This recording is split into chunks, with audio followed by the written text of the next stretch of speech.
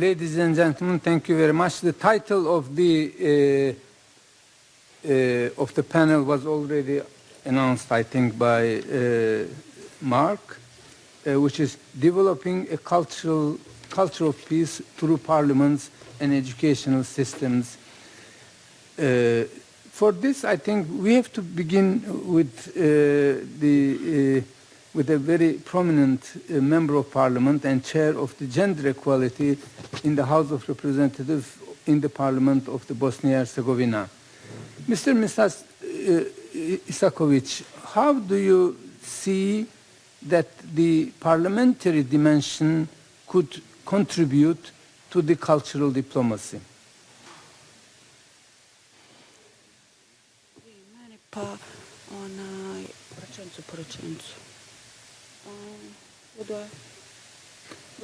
It is working.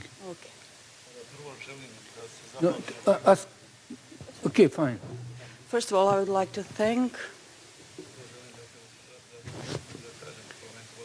you for the opportunity to introduce you to the Parliamentary Assembly of Bosnia and Herzegovina.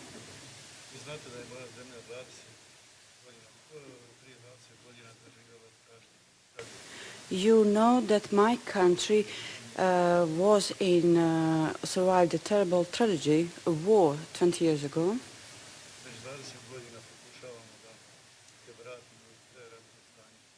And for 20 years now, we have been trying and attempting to reach the pre-war status and situation.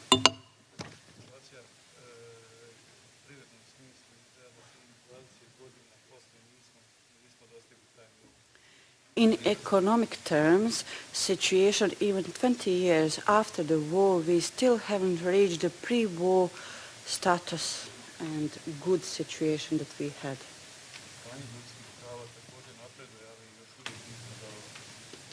Status and condition of human rights is advancing, but we are not... Now again, we go to the politicians. Mr. Minister, how do you see again that the parliamentarians could contribute to the cultural interaction? Should it be on the individual level or in a structured manner, institutional manner, or what other ways do you suggest? Well, I mean, this is a very important and dear topic to my heart. Thank you, Mr. Chairman. I think one of the worst and most ruthless enemies to humanity is ignorance. And the education sector can play a pivotal role in ensuring that, students, when they graduate, they are well balanced. They can, for example, as was just mentioned now, they can, distinguish between facts and opinion. I can tell you, just to elaborate on what my colleague here just mentioned, that when I was minister for 3 years, I'm talking about what was mentioned in the media about me and about my ministry. I can safely tell you that 90% of what was mentioned was either incorrect or deformed truth. So students, our curricula should include elements that allow students to accept other opinions, but also to critique these opinions rather than just, take them as is. And during my term as minister, we had several attempts at modifying the curricula, of course, with the help of the civil society and the NGOs, and I mentioned that in my keynote speech. There were several charters signed to that effect in order to modify one of the courses we offer is civic education to most of the levels in the K-12 system. And the idea is to allow these students to be more accepting of different opinions, of different cultures, promote peace, culture of peace, and to a large extent, this is working in the schools where this was implemented, but I think there's also a responsibility on the institutions. There is a strategic role for institutions to ensure that there's a diversity in terms of the pool of students, not just at the K-12 level, but also at the university level. I'll give you an example of what I mean. After leaving, thankfully, the ministry, I went back to my position as vice president of the American University of Beirut, which is one of the top universities across the globe. And one of the main pillars of the institutional strategic plan is the diversity of the student body. We have over 80 nationalities. Why is this important? Because students mingle with not just other nationalities, other ethnicities, other religions, other backgrounds. So this diverse portfolio of students generate a lot of discussions, and believe it or not, students at the end turn out to be much more accepting. They understand that there are other points of view, that the world does not, circle around them, that there are different perspectives to every single issue that are raised. So this issue is extremely important, and had we been cognizant of this as far as the ministries of higher education 20 years ago in the Arab world, maybe we wouldn't have seen the huge number, well, they're not huge, but the number of extremist thoughts that ended up with the problems that we are facing in the region, and that are obviously being exploited by other movements. So this topic, although is the subject of a panel, I think should be the subject of a whole conference, because it's so extremely important, not just for Lebanon, but for the Middle Eastern region, and in my opinion, for the whole world, because I believe what goes around comes around. I mean, these people are from all over the world, and it's extremely important to promote the culture of peace, and it starts from school, and it continues until you pass away. Thank you very much. Mr. Diab approached the question from the educational standpoint, but do you think that it is only educational level, or parliamentarians, after having finished all schools that they had gone through and complete their education, parliamentarians could also do still something? Yes, parliamentarians plus every single person in any nation is the product of our school and university system. Had these parliamentarians been, educated the right way, with the right perspective, maybe we would have seen a different parliament, at least in Lebanon, where, I think Lebanon now has broken the record in the world for a country without a president for over 2 years. I don't think it happens anywhere. We have a parliament that is renewing for itself now for the 3rd year. We have a cabinet that is in a deadlock, political deadlock, that, so everybody's waiting what happens in Syria. And it is such a shame that, people are not open to soft diplomacy and peaceful solutions rather than wait for someone else to clean up and solve your problems. So yes, parliamentarians are the product of our educational systems, and they're obviously going to be affected in a negative way, plus the game of politics, of course. Thank you very much. Of course, Lebanese parliament is unique in the world, and I may have told you that Lebanese people are capable of living and continuing governing the country without the parliament, without a prime minister, without the police, without anything. They could do it. They can take care of themselves. So it's a different people and a different kind of behavior. Now we may perhaps turn to another dimension, whether in light of what has been said now, can the parliamentarians release themselves from the political constraints under which they are when they want to enter into interaction with the parliamentarians of other countries, or are they under the pressure of their government or the parties that they belong to? Is it difficult to get rid of these constraints, in your opinion? No. Yes, Your Excellency. Yeah. Yeah, I thought you were... Because, yes, I thought that So, again, Lebanese contribution was good enough, and we may now turn to other countries. I'm not really an expert in parliamentary work like but Mr. as Abbas, outsider, but we can comment anyway. As outsider, it's better. Yes, now if we are talking about the Arab world, this is a very diverse region. We have 22 Arab countries. Some of them do not have parliaments. And in some countries you have appointed parliaments. And Majlis al-Shura. Majlis Shura or whatever. And in most of the Arab countries, parliaments do not really have their own decision-making process. As you said, maybe they follow government orders. They get instructed on what to do. The title of this seminar is Developing a Culture of Peace Through Parliaments and the Educational System. Now, as I said, that people in many Arab countries do not feel that parliaments do represent them, their aspirations or their frustrations. And there's like a political vacuum in the Arab street. People want to find substitute leaderships.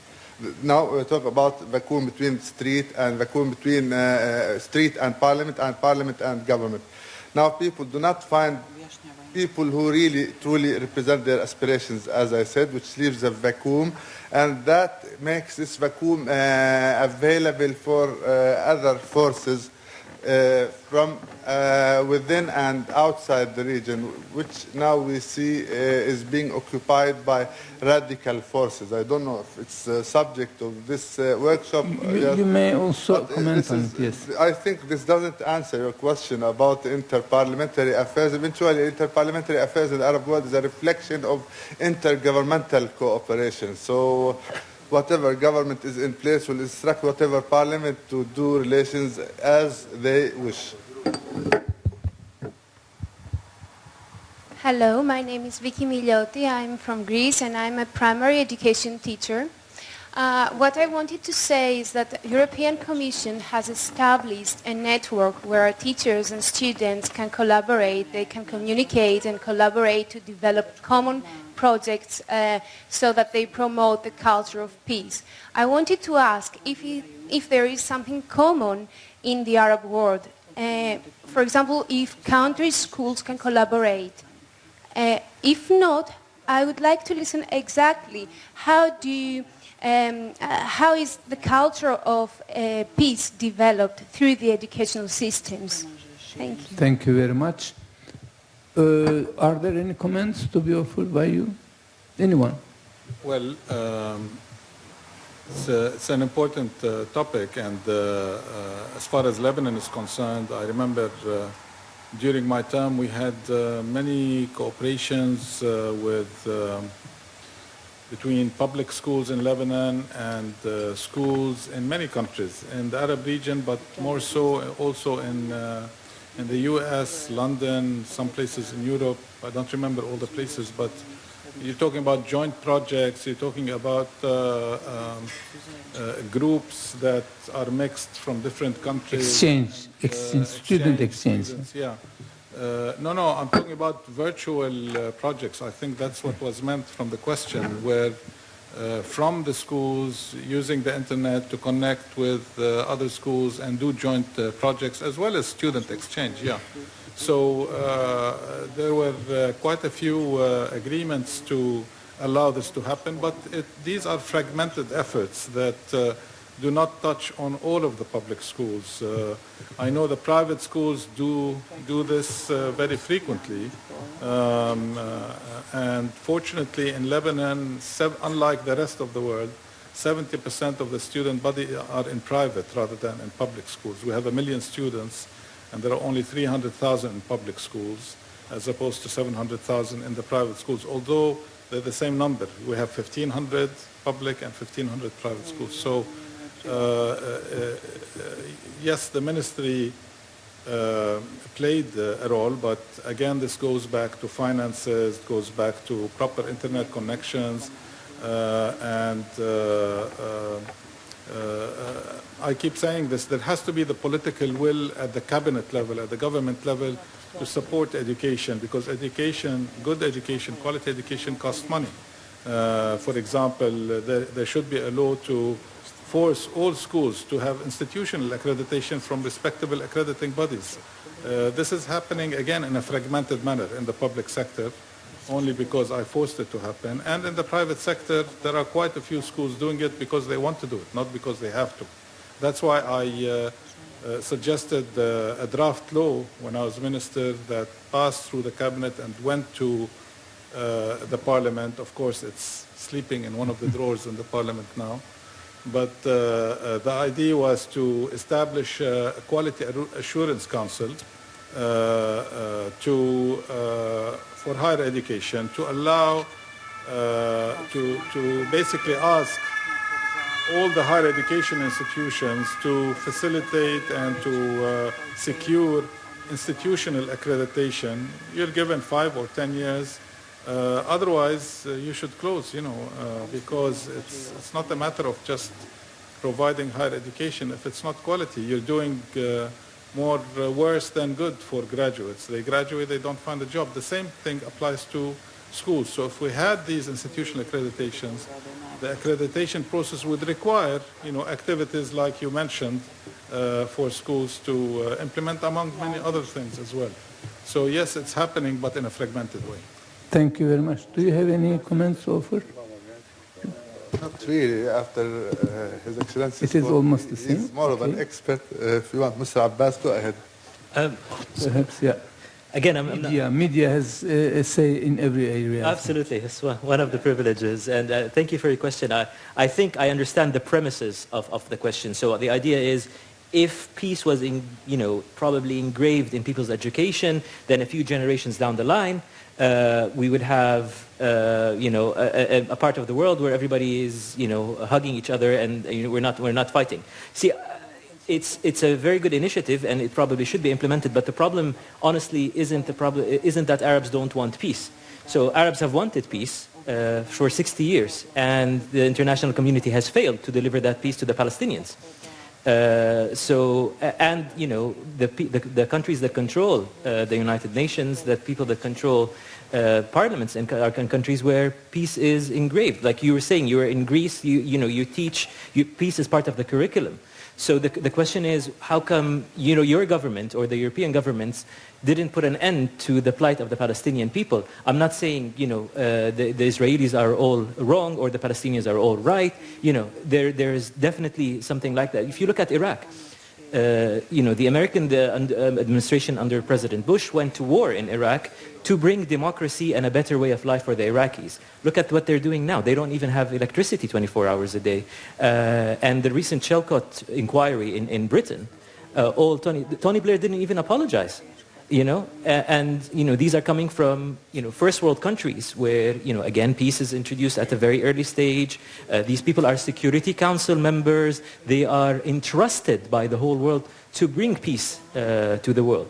So, to comment on your point, I don't really think the issue is in the educational system that people do not want peace. I think, Arabs understand as a majority, that peace is the only way, particularly when it comes to the conflict with Israel, particularly when it comes, because at the end of the day, nobody benefits from war. Thank you very much, all of the panelists. My name is Dan Erhardt, I'm from Croatia. And these days we've been talking a lot about the principles of education and basic values as a core to address this culture of peace. However, the thing is, it's true. We are, as young people, we are taught, coming from Western Europe, we are taught these values. However, as we grow up, it is true that it is also shown to us that if we completely continue follow these values of peace, the thing is, it should be learning by doing. However, in media, in news, in society, we see every day that by following completely these values of peace, sometimes it's not enough. and also politicians, members especially of parliaments and political leaders, many times show us completely the opposite values being implemented, and this is not an example to follow. So in my opinion, the key action is to be done by politicians and by the political leaders, which is not what we see, especially like from Western establishments, to be said. So I would like to ask, especially in this era where we live, completely immersed in too much information and in social media, how on earth can this be implemented if there is, how can this also positive examples be more gotten through when the major media, as Mr. Abbas said, is showing the opposite? Thank you. Yes, Mr. Minister. I think this young gentleman is very correct. I mean, it's one thing to integrate into our educational systems to promote, you know, a piece of culture, and you will see fruition of this 1 or 2 generations down the line. Is it audible from, do you hear? Yeah. However, I think with regards to the Palestinian issue, there's a definite failure of politicians. I don't know if you all remember the King Abdullah Accord of Beirut in the year 2000, was it?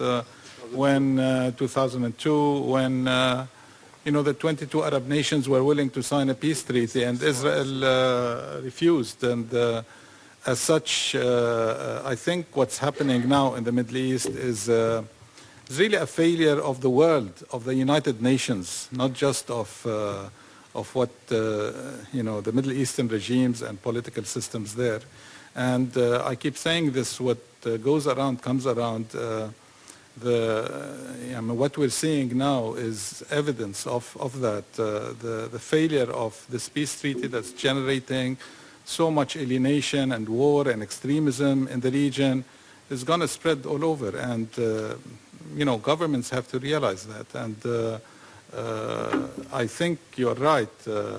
Several people said that the people that can do, I mean, the nations or the governments that can do something about that are not doing enough about it. And I think they should.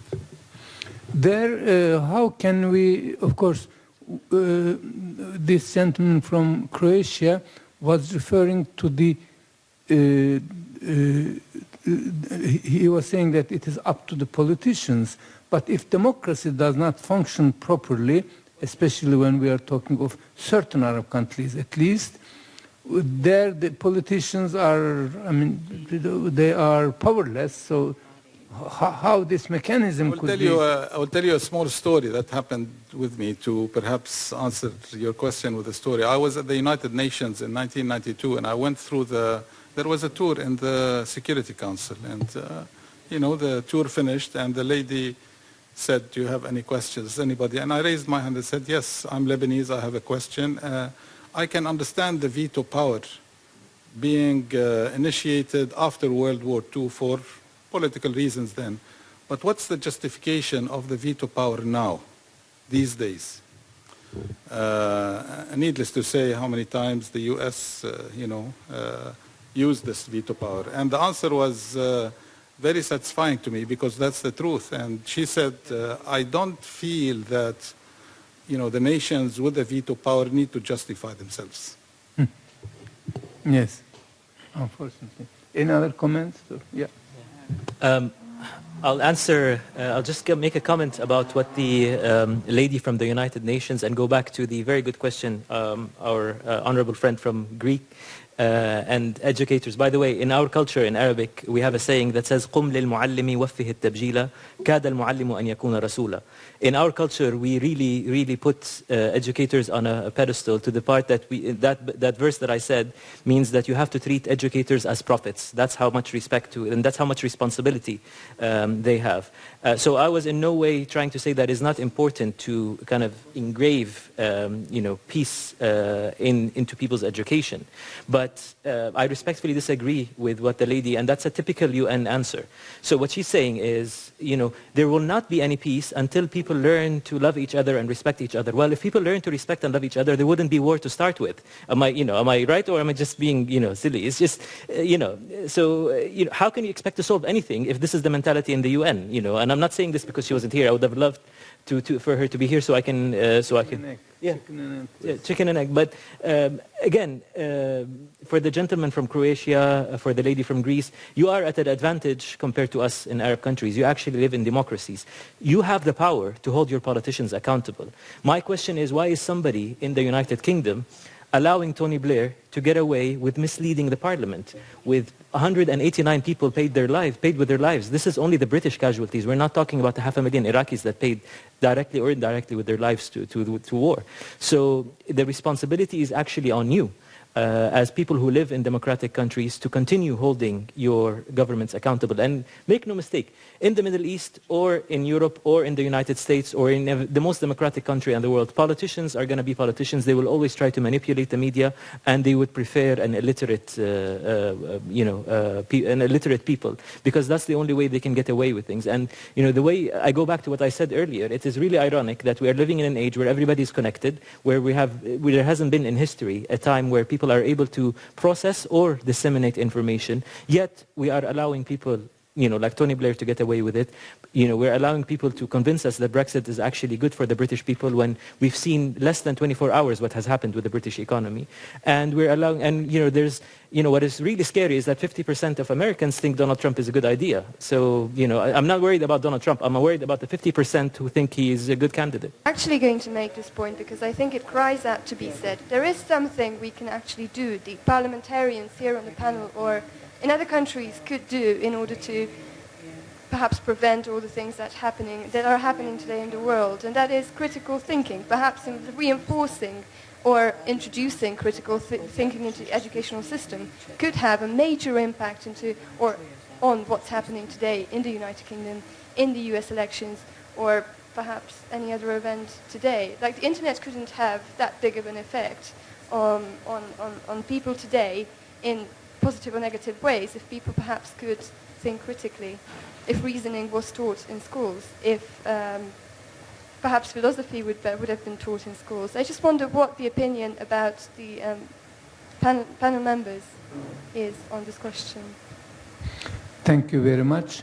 I'm from Ukraine. My name is Anna, and if you allow me, I will be... Anna, could you close? Yeah, if you allow me, I will be very pleased to make a comment. I'm not from Arabic world, I'm from Ukraine, but recently what happened in Ukraine. Yeah, you don't hear me. So we are talking about culture of peace, yeah? Our children and our people were never educated about war in our schools. But now, when people are not satisfied with the parliaments, they need to do something. That's why they did a revolution. And that was made by very educated people. So, and the big implementation was social media there, because people were gathered by Facebook and they go to Maidan and they did all that. So my point and my opinion, and I think that parliaments have to listen to people first and then to make this inter-parliament dialogue and to implement what people want and then to share their interests and to satisfy first their interests. And after that there would be no war and everyone wants to live in peace because it's there by nature.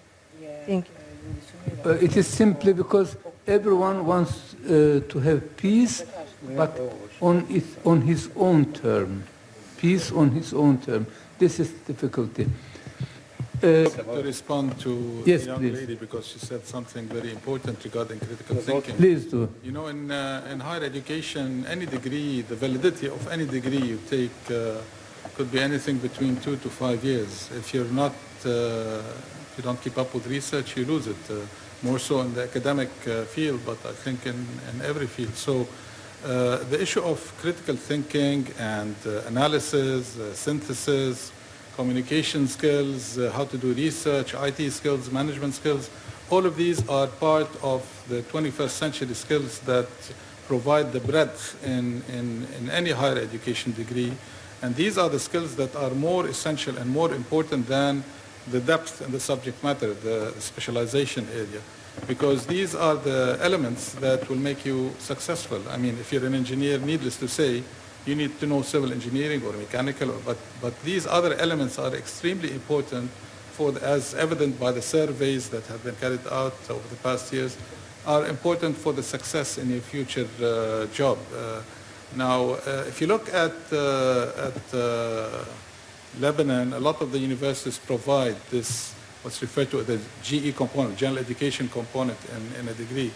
But if you look at the larger picture of the Arab world, 22 countries with around 1,000 universities, you will find that only 5% or so of the universities actually integrate into their curricula the 21st century skills that are needed to equip the graduates to face the needs of the marketplace, communication skills, languages, IT, critical thinking, analysis, synthesis.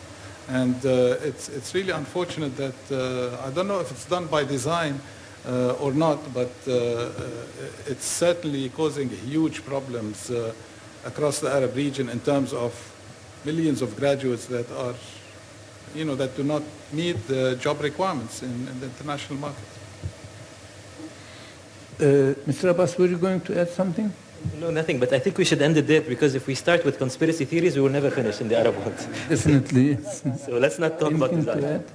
Thank you. I cannot add to that. And, but there's something that I need to comment on, and just briefly, that we confuse the culture of peace here with the Israeli-Arab peace treaty. That's a problem that we face in the Arab world. When we try to talk about the culture of peace, it gets misunderstood as the Arab-Israeli peace process. So that's the only comment. Thank you. Thank you, which is very relevant actually. We have to put everything in their proper context and not mix, because otherwise we lose we lose sight of the target that we are looking for. Perhaps I may also conclude with one or two sentences.